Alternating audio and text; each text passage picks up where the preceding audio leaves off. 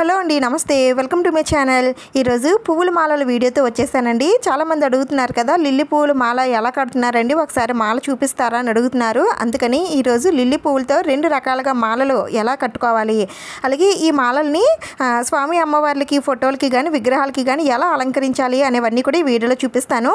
ముందుగా అయితే లిల్లీ పువ్వులు తీసుకోండి. కొద్దిగా ఎక్కువ ఉంటే మనకి మాల అనేది చక్కగా వస్తుంది. అలాగే ఒక ఊలు ఉండాలండి. దీనికి మామూలు దారాలు అయితే పనిచేయవు. అందుకని ఏ కలర్ అయినా సరే ఊలు తెచ్చుకోండి. రెడ్ కలర్ కానీ, మెరూన్ కలర్ కానీ, లేదంటే బ్లూ కలర్, అలాగే ఆరెంజ్ కలర్, పింక్ కలర్, ఇలాంటి కలర్స్ ఈ మాలకి సెట్ అవుతాయండి. ఇప్పుడు ఈ ఊలు తీసుకొని స్టార్టింగ్లో కొద్దిగా వదిలిపెట్టేయండి. అంటే మనం ఫోటోలకి అది ముడి వేయాలి కదా, అందుకని కొద్దిగా వదిలిపెట్టేసి మీరు అక్కడి నుంచి మీరు ఈ మాల అనేది స్టార్ట్ చేయొచ్చు. ముందుగా ఒక పువ్వు తీసుకొని, అంటే ఒక లిల్లీ పువ్వు తీసుకొని నేను ఇక్కడ చూపిస్తున్న విధంగా ముడి వేసేసుకోండి. స్టార్టింగ్ కాబట్టి ముడి వేసేసుకోవాలి. 2 సార్లు ముడి వేసుకోండి.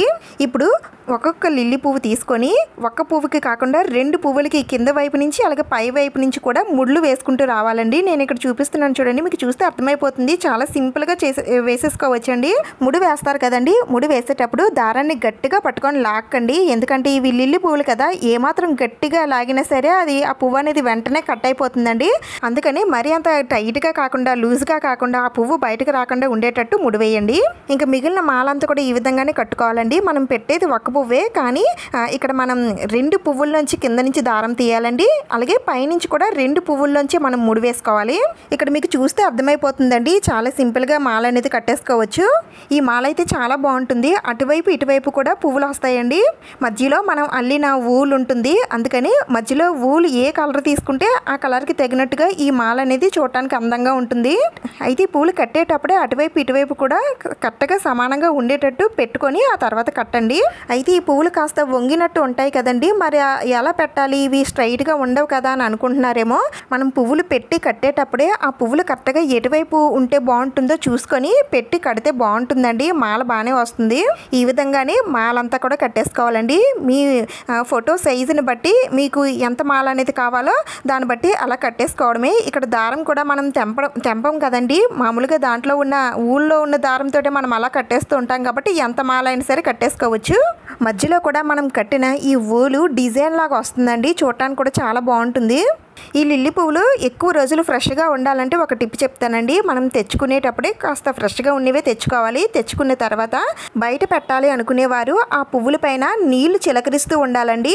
ఆ నీళ్లు డ్రై అయిపోగానే మళ్ళీ అలా వాటర్ని జల్లుతూనే ఉండాలండి. అలా వాటర్ని ఎంత ఎక్కువగా జల్లుతూ ఉంటే ఆ పువ్వులు అనేవి అంత ఫ్రెష్గా ఉంటాయి.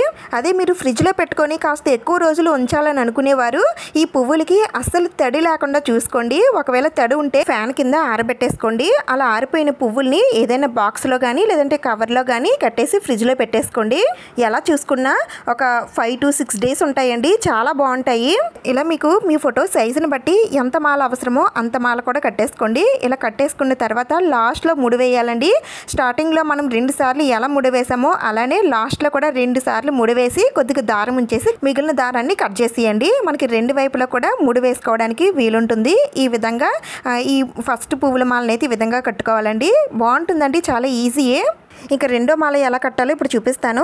ఇదైతే ఇంకా ఈజీ అండి. ఈ మాల చూడడానికి కూడా చాలా బాగుంటుంది. దీనికి కూడా ఇలా స్టార్టింగ్లో కొద్దిగా దారం ఉంచేసి ఒక పువ్వుని తీసుకొని స్టార్టింగ్లో 2 ముళ్ళు వేసేసుకోండి. ఆ తర్వాత ఒక్కొక్క పువ్వు తీసుకొని ఒక్క సైడ్ మాత్రమే పెట్టాలండి. ఇందాకలా మనం 2 సైడ్లు పెట్టాం కదా, ఇక్కడైతే ఒక్క సైడే పెట్టాలండి. కానీ మనం ముడి వేసేటప్పుడు మాత్రం 2 పువ్వులకి కింద నుంచి దారం తీయాలి, పైనుంచి 2 పువ్వులకి మళ్ళీ ముడి వేయాలి. ఇందాకలాగే సేమ్, కానీ పైన పువ్వు అయితే పెట్టమండి, కింద సైడే పువ్వులు పెట్టుకుంటూ వస్తాము. ఒక్కసారి ట్రై చేస్తే మీకు ఈజీ అయిపోతుందండి. ఎప్పుడు లిల్లీ పూలే తెచ్చుకోవాలనిపిస్తుంది, అంత బాగుంటుందండి. మాకైతే ఎక్కువగా ఈ లిల్లీ పూలు దొరకవండి. ఎప్పుడు దొరికినప్పుడు మాత్రం తప్పనిసరిగా తెచ్చుకుంటాను. అందుకని మీరు మాలలు ఎలా కట్టాలో చూపించండి అన్నా సరే నేను చూపించలేకపోయాను. అయినా సరే ఈ మాలలు ఎక్కువ మంది చూడలేకపోయినా సరే చూసే వారికి ఉపయోగపడుతుంది కదా. మాలలు అయితే చాలా బాగుంటాయండి. ఏదైనా దేవుడి ఫోటోలకి కానీ విగ్రహాలకి కానీ ఈ మాలలను అలంకరిస్తే ఆ దేవుళ్ళు ఇంకా కలగా కనిపిస్తారండి. ఈ రెండో మాల మనం ఏదైనా విగ్రహాలకి అలంకరిస్తే బాగుంటుందండి. ఫోటోలకి కూడా బాగానే ఉంటుంది, ఏదైనా విగ్రహాలకి అయితే ఇంకా బాగుంటుంది. ఫస్ట్ మాల వచ్చేసి ఓన్లీ మనం ఫోటోలకి అలంకరిస్తేనే బాగుంటుంది. ఆ ఫొటోస్ అన్నీ కూడా పెడతాను చూడండి. నేను ఎప్పుడెప్పుడు ఎలా ఈ పువ్వుల మాలలతో అలంకరించాను అనేది మీకు ఒక ఐడియా వస్తుంది. ఈ మాలకి కూడా లాస్ట్లో 2 సార్లు ముడి వేసేసుకోండి, అంటే ఊడకుండా. నెక్స్ట్ కొద్దిగా దారం ఉంచుకొని కట్ చేసేసుకోండి, అంతేనండి. ఎంతో చక్కనైన పువ్వుల మాలలు అయితే రెడీ అయిపోయాయి. ఇప్పుడు ఈ మాలల్ని స్వామి అమ్మవార్ల ఫోటోలకి కానీ విగ్రహాలకి కానీ అలంకరిస్తే ఎలా ఉంటాయో ఇక్కడ పిక్స్ పెడతాను చూడండి. ఇవన్నీ కూడా నేను ఈ మాలలతో అలంకరించిన దేవుడి ఫోటోలండి. ఎలా ఉన్నాయో నాకు కామెంట్స్లో చెప్పండి. మీకు ఓపుకుంటే మొత్తం పిక్స్ అన్నీ చూసి వెళ్ళండి. ఈ వీడియో మీకు యూజ్ అయ్యింది, ఈ మాలలు మీకు నచ్చాయి అని అనిపిస్తే ప్లీజ్ ఒక లైక్ అయితే చేయండి. అలాగే సబ్స్క్రైబ్ కూడా చేసుకోండి. ఇంకొక మంచి వీడియోతో మళ్ళీ కలుద్దాం. Thank you for watching.